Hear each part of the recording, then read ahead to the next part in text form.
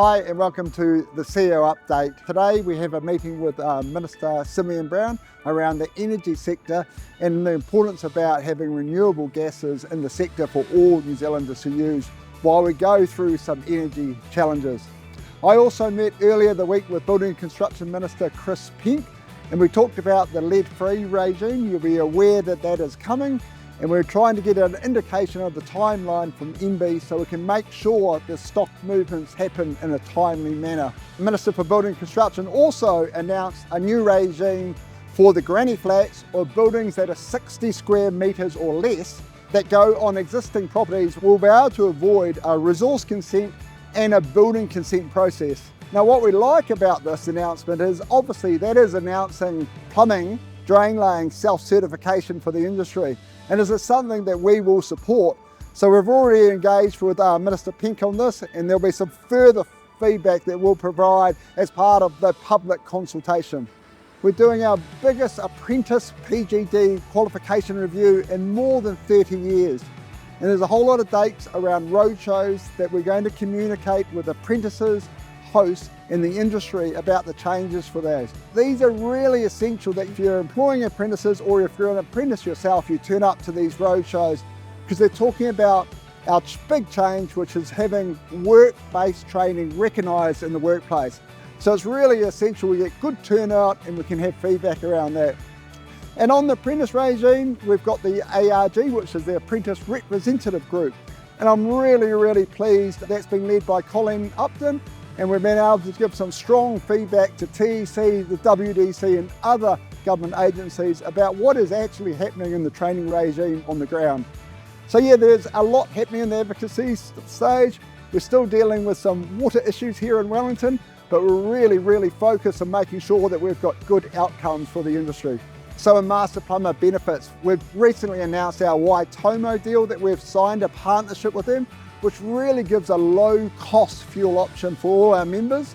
And they will be expanding to the South Island, so make sure you ask the Master Plumbers head office for the application process, and we'll get that out to you in the new Waitomo cards so you can really get the benefit of fuel savings. And other membership benefits, Lisa Dustin, our People and Culture, is running an HR consultation with our lawyers, Duncan Cottrell, and we're getting great feedback not just from business owners, but office managers and staff about how that is helpful to deal with the HR upcoming issues and also making sure that your staff are well engaged.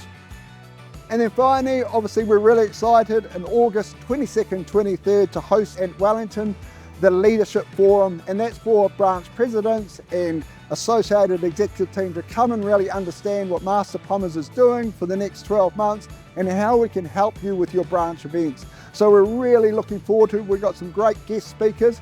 We're going to talk about AI and business resilience, so that'll be a great platform. I'm really excited to have the team in Wellington. We're holding a business partner forum, and we got a great guest speaker, Nick Allen from Indicator, who specialises in sales in the construction industry, but also has moved into a role as AI director. We think as a membership organisation and for the plumbing sector, AI will have some huge efficiencies for us without taking away the core role that we deliver. And that presentation has been delivered at Ellerslie, so we're really hoping that we get a good turnout from all our business partners. So for Master Plumbers training, you'll see that we just recently did some polls and some surveys about what members would rather have. And it's really clear that they'd like to see full day courses and face-to-face. And we understand that. And in this time where there may be a slightly less workload in the business, this is a really time to upskill your staff and your team to make sure they're understanding any changes. So we're doing our Advanced 3500 training, and that'll be on the website to register. So look out for those. It's a really good course, and all our training is getting really good feedback, particularly our gas updates. So make sure you enroll through the website for those. So in general updates, I want to have a huge personal congratulations from myself and the Master Plumbers team to Brian Foley, who was recognised in the King Service Awards just recently. Brian Foley is a life member of Master Plumbers and have made a huge contribution not only to the plumbing community but to the local Otago region. So congratulations, Brian. It's something that you really deserve.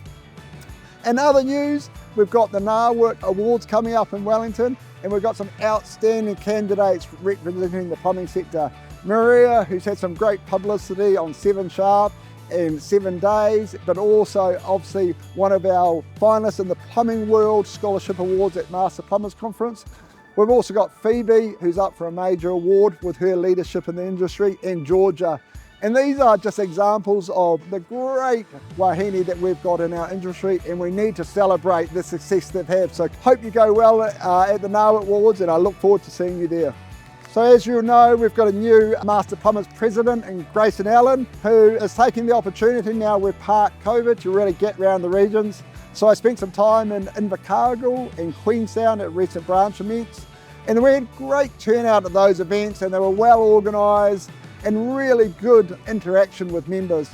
Particularly I want to have a shout out to Graham Miller from Southend, who was recognised as a branch life member.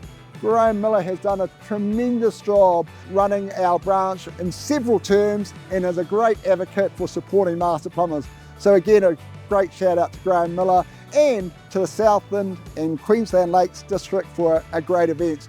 We're going to make sure this year that Grayson and myself get around as many branches as we can, as we make sure we get that engagement happening from society to branch level.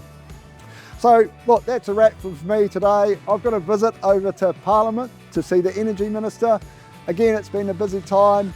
Really want to touch out to the Gisborne and Hawke's Bay region who had some other weather events. We need to make sure that New Zealand has infrastructure resilience and our stormwater and waste management systems are really up to speed. So there's surely some investment that the government needs to be reminded about.